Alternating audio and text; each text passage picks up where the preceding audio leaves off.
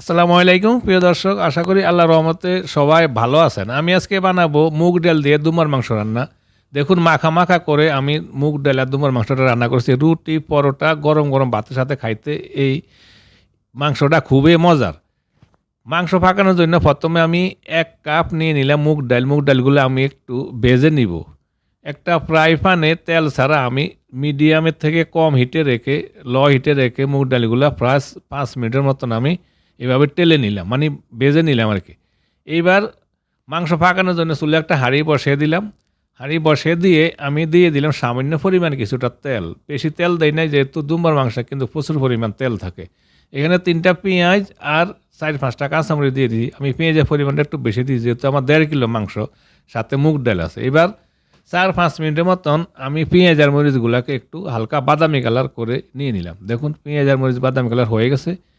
এইবার আমি দিয়ে দিলাম কিছুটা আস্ত মশলা, 4-5টা দিলাম তেজপাতা, 3 টুকরো দারুচিনি, 6-7টা ছোটো এলাচ আর 8-10টা দিলাম লং।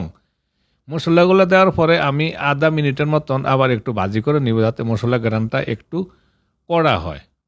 প্রিয় দর্শক, আশা করি রেসিপিটা আপনাদের পছন্দ হবে। যদি রেসিপিটা পছন্দ হয় প্লিজ একটা লাইক এবং একটা কমেন্ট করবেন, আর প্লিজ আমার চ্যানেলটা সাবস্ক্রাইব করবেন প্লিজ।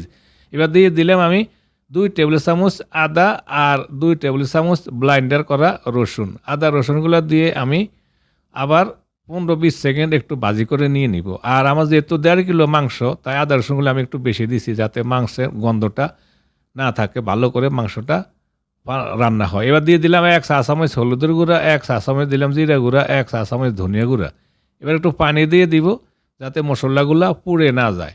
তারপরে আমি লাল মরিচ এখনও দেই নাই, লাল মরিচটা আমি পরে দিব, তাতে লাল মরিচের কালারটা খুব ভালো থাকে, নষ্ট হয় না।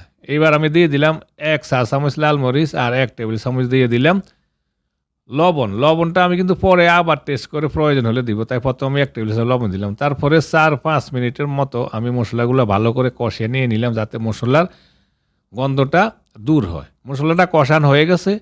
তারপরে এবার দিয়ে দিব আমি মাংস। এখানে 1.5 কিলো দুম্বার মাংস আমি একটু লবণ পানিতে লেবু দিয়ে 1 ঘন্টার মতন ভিজিয়ে রাখছিলাম। এতে দুম্বার মাংস এক্সট্রা একটা গন্ধটা একটু দূর হয়, কমে যায়।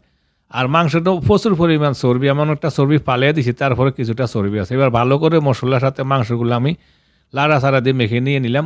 এবার ঢাকনা দিয়ে প্রথমে আমি মিডিয়াম থেকে হাইটে রেখে 10 মিনিট মাংসগুলো কষিয়ে নিয়ে নিলাম। দেখুন মাংস থেকে অনেকটা পানি বাইরে আইছে।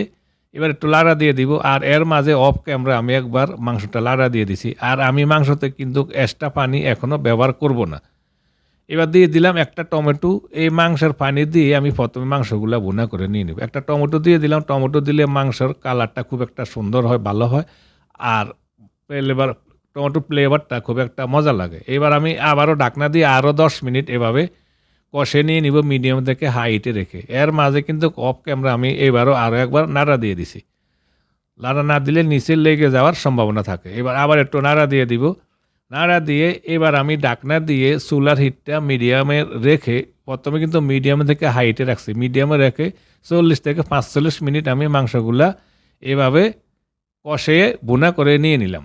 দেখুন মাংস থেকে তেলগুলো আলাদা হয়ে গেছে, ভালো করে কষানো হয়ে গেছে মাংসগুলা। এর মাঝে আমি আরও 2-3 লাড়া দিয়ে দিছি। দেখুন মাংসগুলো অনেকটা কিন্তু নরম হয়ে গেছে। 2-3 লাড়া দিয়ে দিছি অফ ক্যামেরায়। এবার আমি দিয়ে দিব মুগ ডাল। মুগ ডালগুলো ধুয়ে সাফ করে আমি পানি ঝরিয়ে নিয়ে নিছি। এবার মুগ ডাল দিয়ে দিলাম। আর মুগ ডাল দেওয়ার পরে আমার বেশিক্ষণ আর টাইম লাগবে না। এবার আমি একটু গরম পানি দিয়ে দিলাম।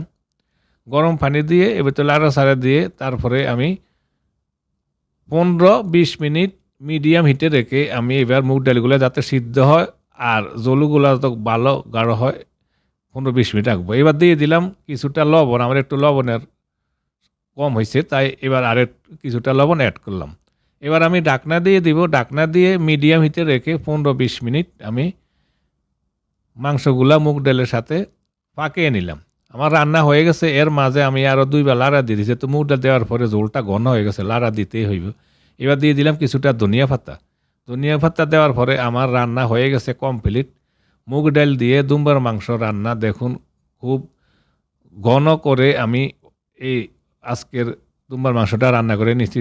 শেষ পর্যায়ের কালারটা দেখুন কেমন সুন্দর। রুটি পরোটা ভাতের সাথে খাইতে খুবই মজা।